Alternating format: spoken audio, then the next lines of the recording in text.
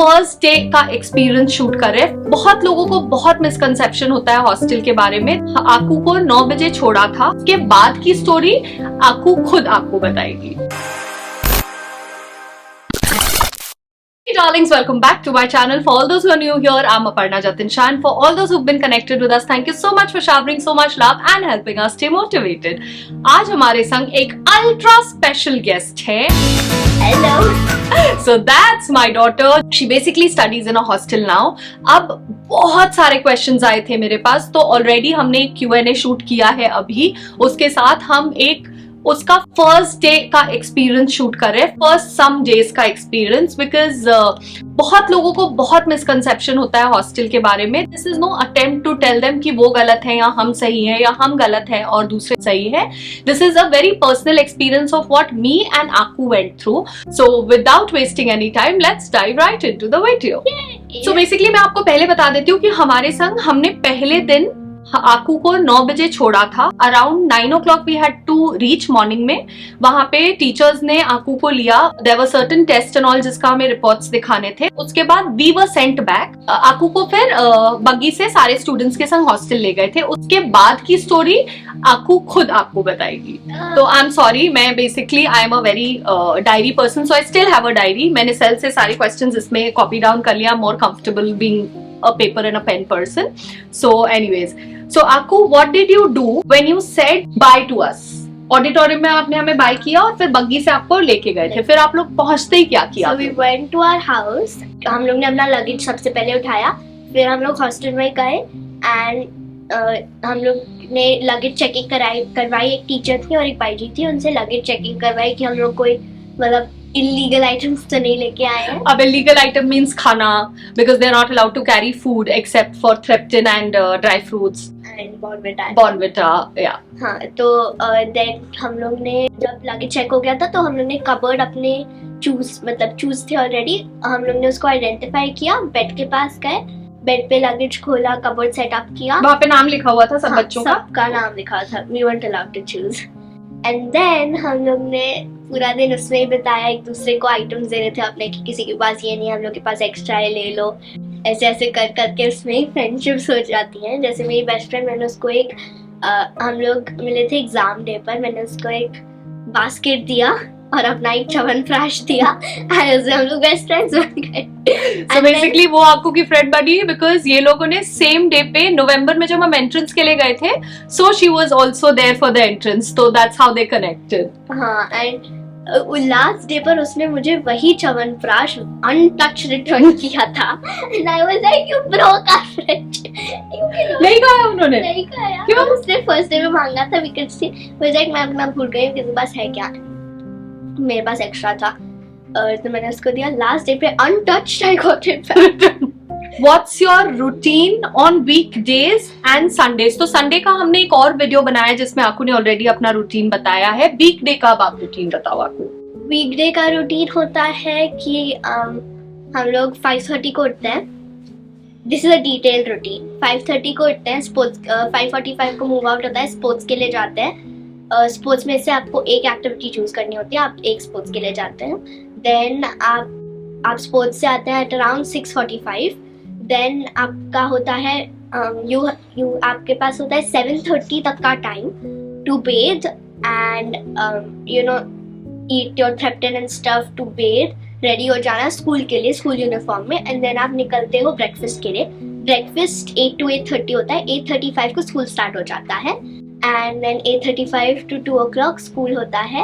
And then 2 o'clock उसके बीच में एक मिड स्नैक मील भी होती है. उसके बीच में एक मिड स्नैक मील होती है at around 10 o'clock.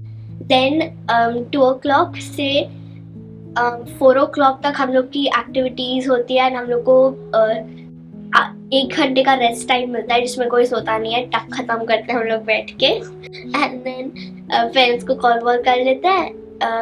I usually call at night क्योंकि मुझे पूरे दिन का मम्मा को बताना होता है. नहीं तो फिर रात को लगता है अरे यार ये चीज़ नहीं बताई, ये चीज़ नहीं बताई. तो 4 to 5 हम लोग का होता है कोई भी एक्टिविटी या कोई भी वर्कशॉप जो हम लोग के टीचर्स को हम लोग के लिए कंडक्ट करनी होती है, या रेमीडियल्स जिसमें टीचर्स हम लोग को बुलाते हैं. एंड उसके बाद 5 to 6 games.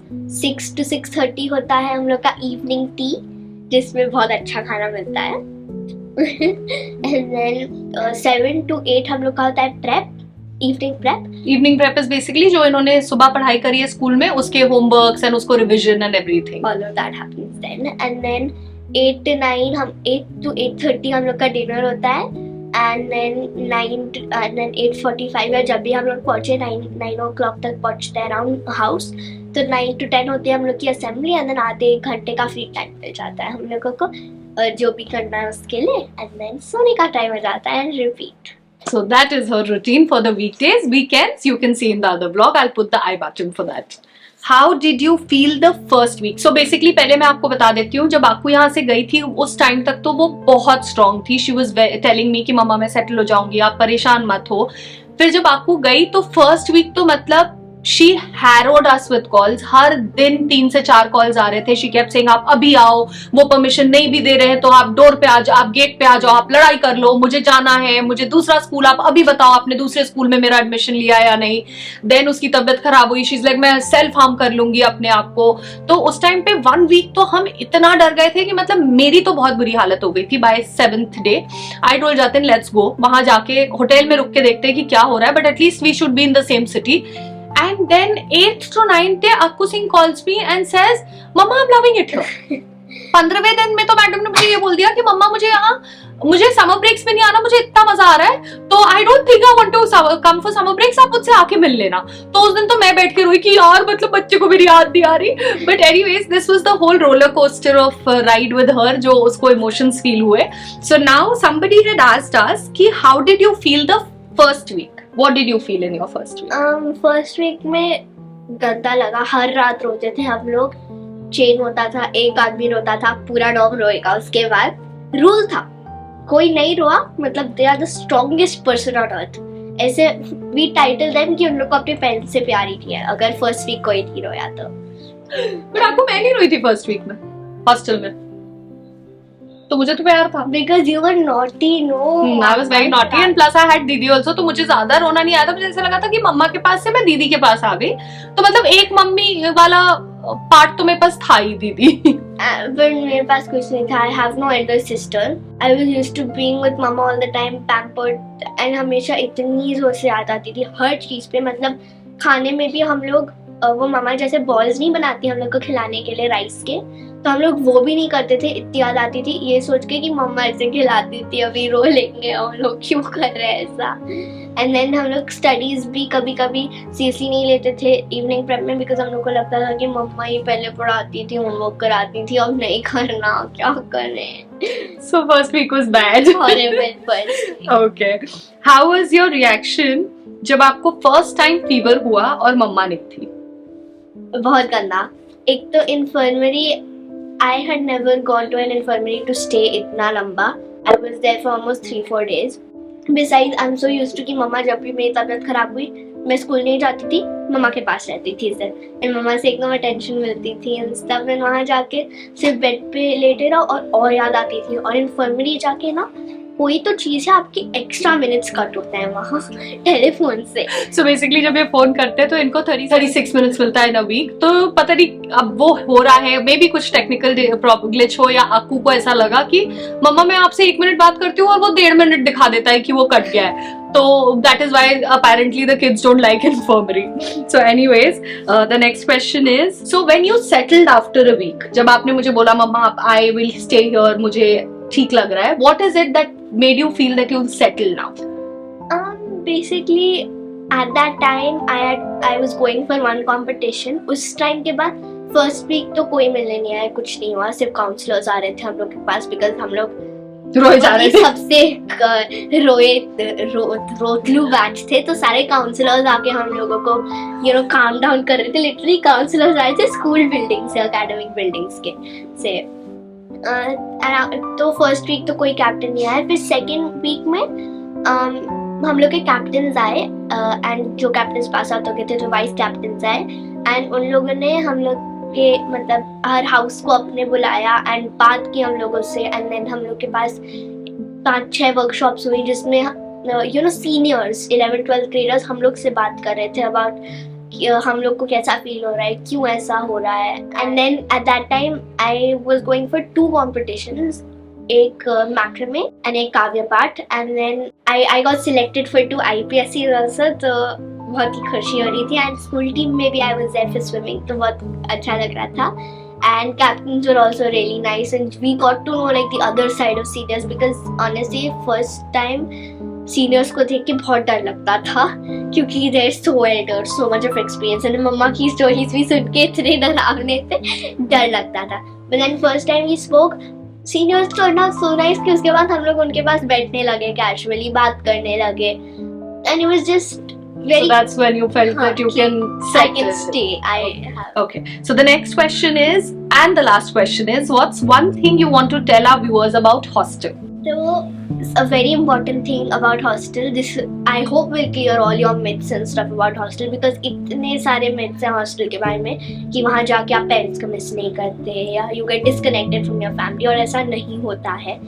Trust me, and I know कि मम्मा first month में ऐसा पता चल गया कि मम्मा hasn't sent me because she doesn't love me or she doesn't have time for me. She has sent me because I genuinely am becoming a better person there, and even I have noticed the change. And वहाँ जाके मतलब I am basically getting more independent and exposed to a new type of environment which really helps me, grow as a better person. And then वहाँ के opportunities comparatively घर पे जितने opportunities थे, यहाँ के डे स्कूल्स में जितने अपॉर्चुनिटीज थे, हॉस्टल में जाके उससे बहुत कई ज़्यादा अपॉर्चुनिटीज होते हैं, and you get personal focus there, and you feel like you have family members there also. ऐसा नहीं है कि you don't feel like that, everybody is really nice to you. And ऐसा नहीं होता कि वहाँ जाके पेरेंट्स की याद नहीं आती, आप फैमिली मेम्बर्स से पूरी तरह से डिस्कनेक्ट हो जाते हो, ऐसा नहीं होता है. इनफैक्ट वहाँ जाके और ऐसा लगता है कि क्यों नहीं है वो, यहाँ बहुत इमोशनली कनेक्ट हो जाते हो और हो जाते हो इनफैक्ट वहाँ जाके. और जैसे मम्मा की लाइक सम फैमिली मेम्बर्स आप फॉर ग्रांटेड ले लेते हो कि वो तो है ही यहाँ, कुछ नहीं होने वाला, बट वहाँ जाके आपको उनकी एक्चुअल इम्पोर्टेंस पता चलती है कि वो कितने इम्पोर्टेंट थे आपके लाइफ में, even if they did nothing for you. बहुत इंपॉर्टेंस लगते हैं वहाँ लोगों की, ऐसा कुछ नहीं होता कि डिस्कनेक्ट होता है वहाँ फैमिली से. एंड ये बहुत बड़ी चीज़ है दैट पीपल थिंक कि आप हॉस्टल जाते हो just because your parents don't want you और you are too naughty. It is not because of that, and people don't understand that. It is because your parents love you, they have stayed with you for more than 11 years, and they genuinely want you to become a better person. यही हम लोग hostel जाके सबको समझाते थे when we were settled कि ऐसा नहीं है that your parents don't love you, they are spending so much time to send you here, and they are sacrificing their whole 11 or 10 years of staying with you just so that you can become a better person. It's hard for them also, and people don't understand that. They just think that you're going to hostel because your parents don't love you or your parents are too busy for you, and that is not what happens, and people need to understand that. That's why I want to say it on a video, because it needs to reach out more. People do not understand this, and it always creates this, whenever a child hears about hostel, they'll always feel there will always be a negative aura around it, that नहीं hostel नहीं जाना, वहाँ तो सिर्फ गंदे बच्चे जाते हैं. ऐसा नहीं है, please understand that. So that is it for today. इससे ज्यादा बदमाशी हम बता नहीं सकते, because by chance अगर आंखों की किसी भी टीचर ने देख लिया तो अभी उसकी पूरी 5th to 12th वाली बदमाशी बाकी है. So anyways, जब वो पास आउट हो जाएगी तब may be will discuss more, but actually अभी बहुत ज्यादा अच्छा हो गया environment of hostel, of teachers. So I'm sure she's enjoying and they also know it. And yeah, that's it for today. Let me know in the comment box whether you enjoyed this video or no. And also please don't forget to subscribe if you're enjoying the videos, because every subscribe, every like that we get super duper motivated. And let us know अगर आपको और कोई questions होंगे या hostel से related, आपको से related. अभी वो हमारे संग almost 20 days और है. We'll definitely make that. And until we see you guys again, Keep shining. Bye bye.